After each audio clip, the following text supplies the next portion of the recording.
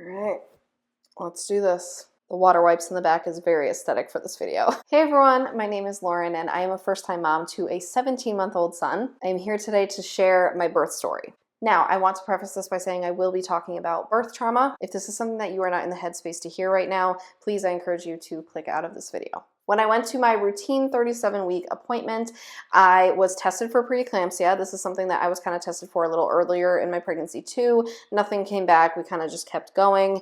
But my blood pressure was like creeping up. It wasn't like scary high, but it wasn't completely normal either. This appointment happened on a Tuesday, and at this appointment I was told to come back on Friday for just another appointment to follow up on this, rather than waiting another week until the regular 38-week appointment. I was informed that there was also a chance I would have to be induced. So I like to say that I think my body and my baby heard that, and they were like, no way, we're not doing that. Because by Wednesday night, I was in early labor. I labored at home Wednesday night and Thursday night. I had basically like early labor contractions. All throughout Wednesday night, they were basically like 6 to 7 minutes apart. They were uncomfortable, but they weren't unbearable. Thursday during the day, they actually eased up. I only had like a couple here and there. It kind of gave me a break. And then once Thursday night hit, they started to rev up a lot. Now the thing is, they got farther apart. They were actually like 10 minutes apart, but they were more intense. I didn't sleep much those couple nights. My follow-up appointment was at 8 a.m. on Friday, so by the time we were up at like 6 in the morning, I was getting more into active labor. The contractions were more like 5 minutes apart, and they were getting stronger. As we were packing and getting ready to leave, I had to have my husband like pause and do the hip squeezes multiple times just so I could get through contractions before we left the house. I just knew that this meant the baby was coming. So I put on my away message. We took our suitcases with us and we got ready to go to our appointment, which eventually would lead to the hospital. So I went to the appointment. I had another non-stress test while I was there just to make sure baby was not distressed and everything was fine. He was chilling. He was cool. I was actively contracting through it. And let me tell you, contractions in the car and on the highway and with bumps is very uncomfortable. So once the non-stress test was over, followed up with the provider, she checked me and I was 3 centimeters. She said, hey, yeah, like looks like you are having a baby. So hang out, get some breakfast, and then head to the hospital when you feel ready. Their office was only like 3 minutes from the hospital. So I didn't have far to go at that point. So it was kind of just based on when I felt like we should go. So I spent several more hours just kind of laboring. I labored in a park.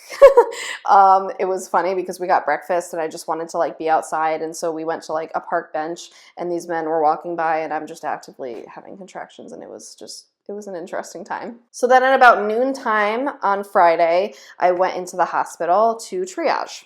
I spent about 3 hours in triage.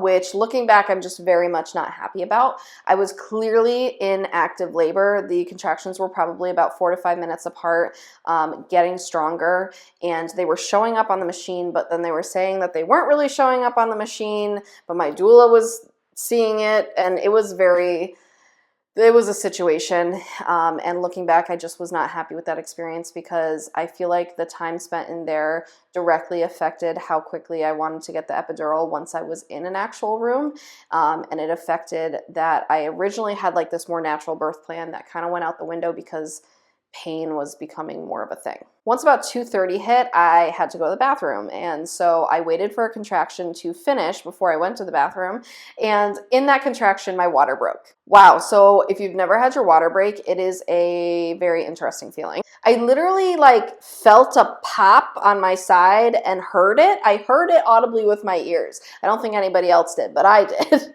And I was like, oh, and I was pretty sure what it was. So I ended up walking down the hall with my husband to the bathroom, and it's starting to go in my underwear. And then I get on the toilet and it's just flowing. And I look at my husband and I said, that's not pee. So we get back to the room and they test my underwear twice, and it keeps coming back inconclusive. Now I understand there's probably a lot of people that urinate and think that their water broke, but like, I knew it. I felt and heard it. It was very distinct.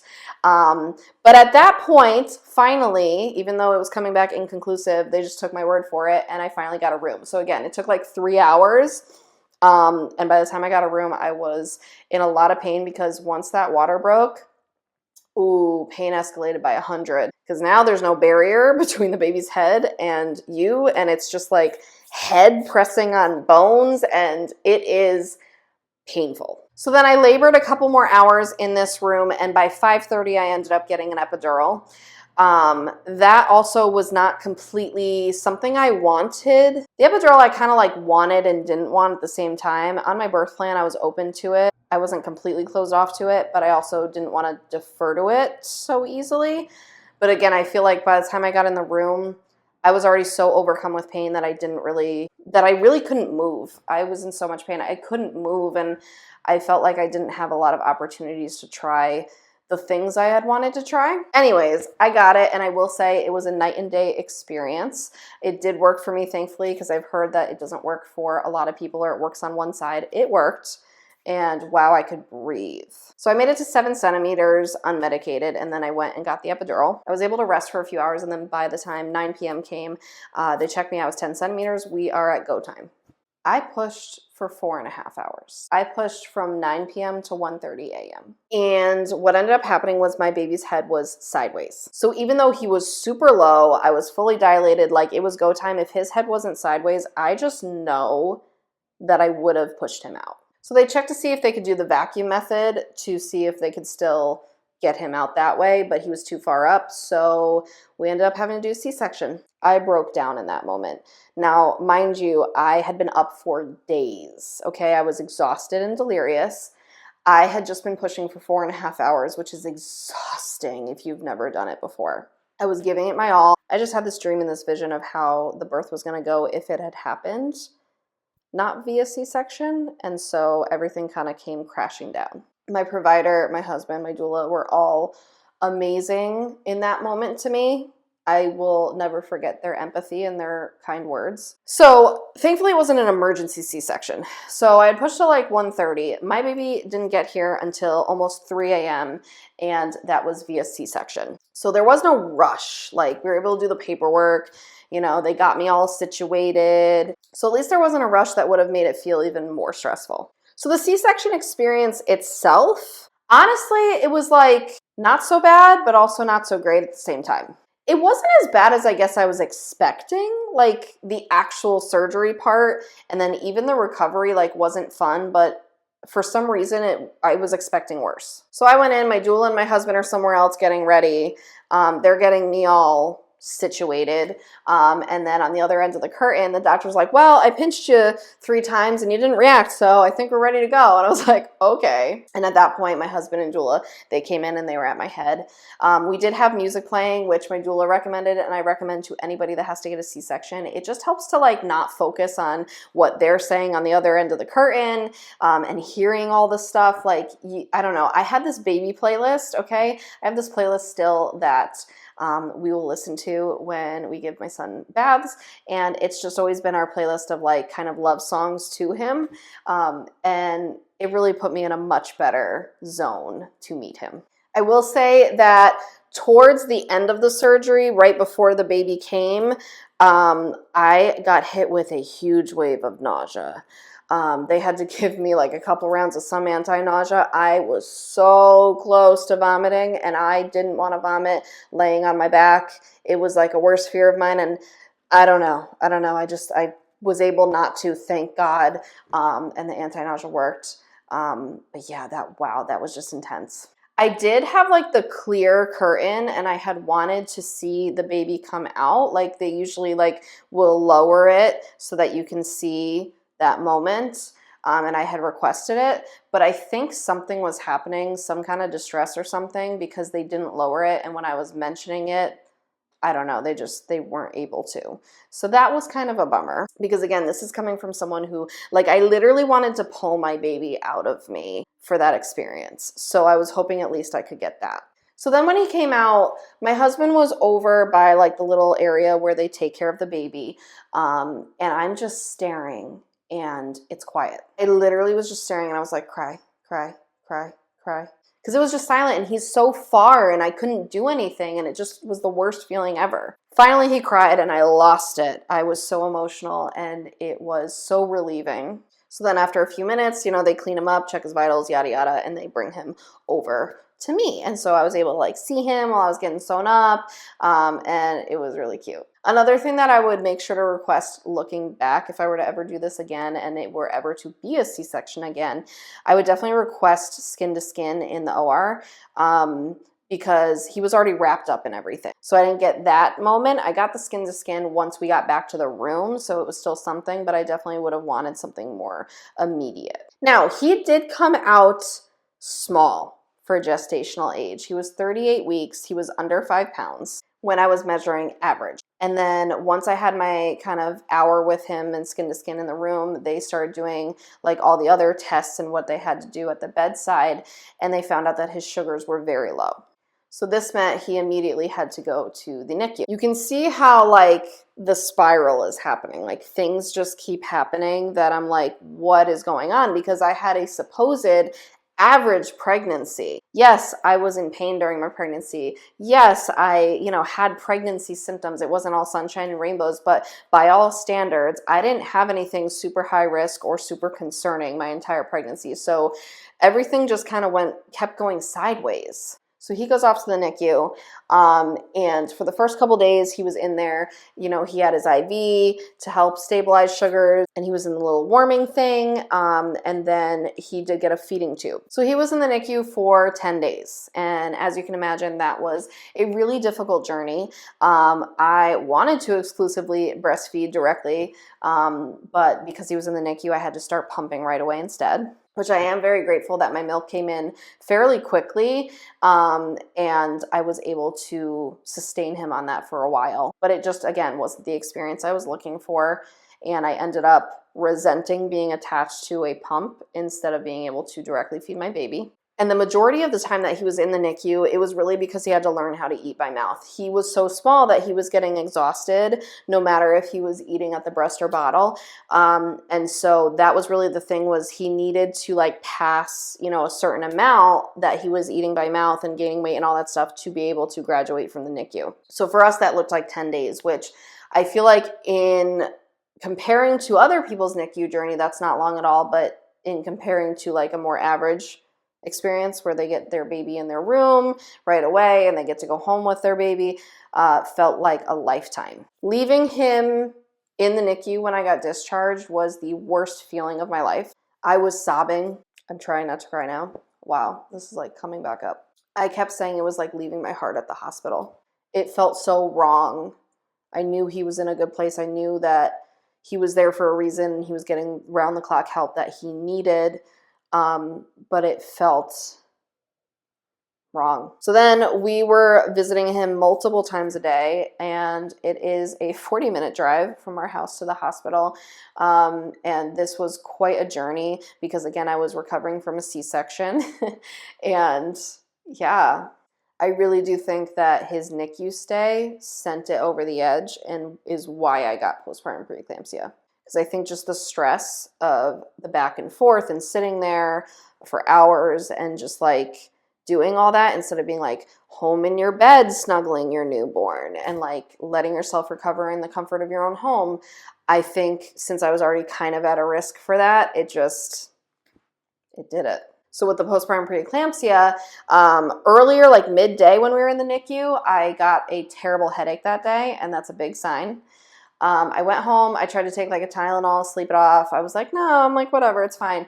Didn't work. We went back to the NICU, and around like 9 o'clock p.m., I was still feeling awful.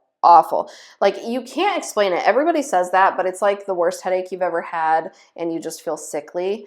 It's not like a regular headache or like I've had migraines so much in my life. It's not like that. It's just different. I went back home, and then I checked my blood pressure, and it was high. And I called my provider, and they said, you gotta go back. So went back to that hospital for the third time that day. It was midnight, and I had to get readmitted, and I was put on a 24-hour mag drip to bring it down and to make sure I didn't have a seizure and all that fun stuff. The mag drip was honestly even less fun than being in labor. If I had to choose labor or the mag drip again, I would choose labor 100%. Like, I can't believe there's people that do the mag drip while they're pregnant or while they're in labor. Sounds awful, because it was an awful experience. You feel drunk, but also just on another planet. I would try to look at my phone and like words were like floating on the screen. Like you can't like focus on anything. You're just sleeping like most of the time because it really like slows you down. It like depresses the whole body. And I felt awful because I couldn't see my baby in the NICU that day since I was trapped in a bed on mag drip and he was over there in the NICU. So thankfully my husband went, but it was a whole thing. And thankfully, I'll say after that mag drip, I didn't have to go on blood pressure meds. Some people do. Some people have to go on meds to kind of keep bringing it down and regulating it. I didn't have to, so that was a win. But then I had to get discharged a second time and leave my baby because he was still in the NICU at this for like several more days. But then at that point, we agreed, okay, we will visit him once a day. We won't go like 2-3 times a day. So that it was a happy medium of we are there every single day, but mom can get some rest and recovery so that this doesn't get worse again. So that's how we did it. And then finally we brought him home on the 10th day. And then we were all a complete little family at home. I will say that as a NICU mom, when you're home and your baby's not in the bassinet next to you that you set up, that they were supposed to be in when you bring them home. Oh, wow, this is bringing a lot up. It's the worst feeling ever because you're just, again, I was up pumping multiple times a night. I was still like waking up. Believe it or not, people would say, well, at least you got to sleep. Word of advice, never say that to a NICU parent because anybody who has a kid in the NICU doesn't want their kid in the NICU. They want their kid with them. They want the sleepless nights with them. It's not supposed to go that way. So, but besides that, I wasn't sleeping because I also just wanted to be with him. So that was keeping me up. But in addition to that, I was pumping around the clock. So I was still up multiple times. And when I would get up at night, I'd sit up in bed and I'd be pumping with no baby next to me. That was hard. It's funny because I've wanted to make my birth story video for so long now. And I've actually recorded it several times over my postpartum journey. I never liked it enough to post it. I think I'm finally going to do this one. But I didn't expect myself to get so emotional because I figured with enough time and like working through it that I could do this without getting emotional. But wow, it's just, I think when you have birth trauma, when you are a NICU parent, and when you go through preeclampsia, that's a lot. And it sticks with you. It really changes you. So that is my in-depth birth story.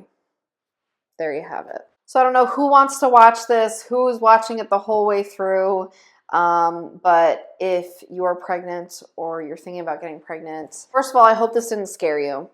I always hesitate to tell this story to certain people in person or tell all of the details, just because, again, this is my experience. It could go completely different for you. You could have the most swimmingly easy, beautiful, amazing birth ever. And the thing is that whenever I am talking to someone who's pregnant and I give them a hug and I'm like, oh my God, I wish you the most amazing, blissful, beautiful birth ever. I hope your labor and birth is amazing and everything that you've dreamed of. I'm not lying. I think because I've gone through this experience, like I genuinely don't want other people to, and I know that's not at all in my control, but I want people to have the birth experience that they want. I wanted the one I wanted. So yeah, I hope that this isn't going to make anybody nervous, but also if you chose to watch it after my warning, I warned you. But that's about it. I do want to post some more long form videos to this channel. It is mostly for my shorts because I'm doing a lot of the short form content these days and I'm having a lot of fun with it. And I'm so excited to see that people are starting to like hang out here with me. But if there are other long form videos you want to see from me, please let me know. Leave requests in the comments because I would love to obviously put out what you guys want to see. Thank you so much for watching and subscribe for more.